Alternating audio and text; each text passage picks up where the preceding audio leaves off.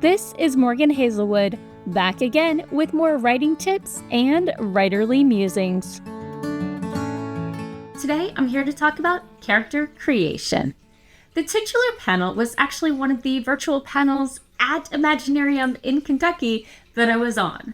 Now, I don't usually take notes when I'm on a panel, but there was a lot of good information.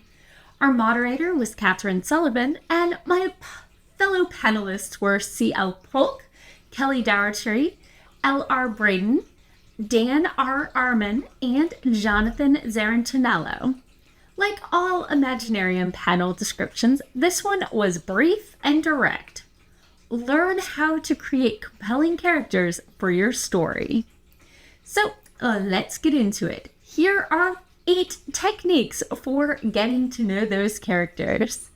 So I've talked about the external bits, naming your characters, using Pinterest and Google image search to gather inspirational photos, but characters are a lot more than what's on the outside.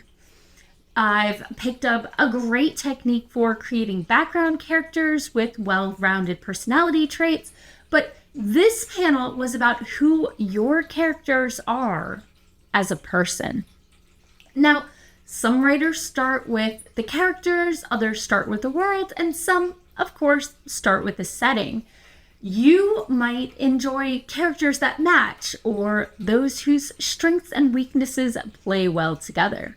Perhaps a fish out of water story is what you need to introduce your readers to a strange new world.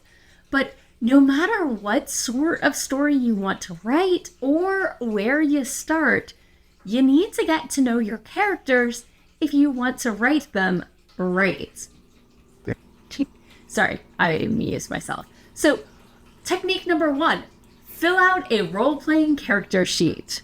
The most basic and straightforward technique for many writers is to take a character sheet with skills and attributes and equipment and simply fill it out for the character in question.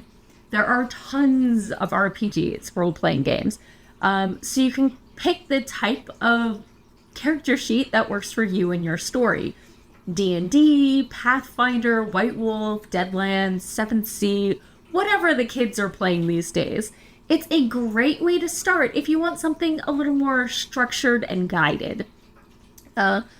Technique number 2, start with the wound. Dun dun dun. Life is complicated, and most of us are not living lives where we've achieved all of our goals and reached fulfillment.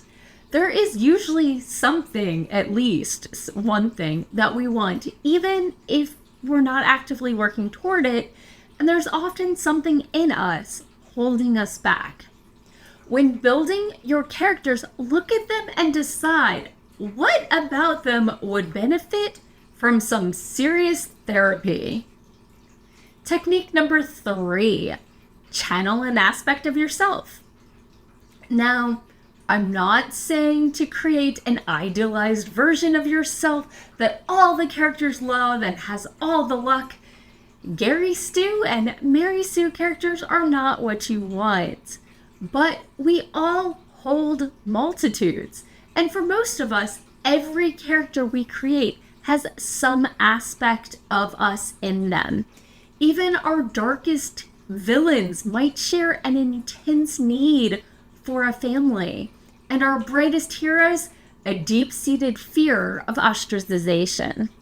Now, of course, not every trait a character has must come from some aspect of you, but there's usually something that gives you a connection, a way to understand your character and channel them into your writing.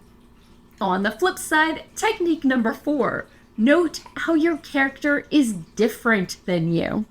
By explicitly noting the drastic differences between you and your character, you can more easily see how they would react in ways that you might find unnatural and lead to a better understanding of how your character works. Plus, doing this for all the characters, it can help you make sure that your characters are easily differentiated in both personality and behavior. Technique number 5, use their greatest strength against them. You've probably seen the meme, but Othello's decisive action would have been more useful for Hamlet, and Hamlet's introspection could have saved Othello a fair bit of grief. Give your characters strengths and then put them in situations where their strengths are useless. So, technique number 6, assess what the character would change about themselves. Most people out there have things about themselves they want to change. While some would choose an action from their past or a physical attribute, there are plenty that want to change something about their own personalities. What are they fighting in themselves? Technique number 7, discover what they will always do.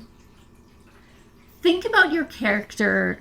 Will they always strive to avoid conflict? Perhaps they always put their family first, even at a detriment to themselves. Maybe they never back down from a fight. It can be positive, it can be negative, or it could just be binge eating chocolates every Friday night. But your character probably has something about them that will always make them act in a particular way. And finally, technique number 8, evaluate the difference between what your character wants and what they need. If you do that, you have your plot. It's up to you which your character gets and if they live to regret it. So, do you have any favorite techniques I've missed? Have you used any of these techniques? And which is your favorite? And that's all for today. Thanks for listening. If you enjoyed this episode, hit that subscribe button and share it with all your friends. It goes a long way towards helping people find me. And I'll be back again next Monday with more writing tips and writerly musings. Bye-bye.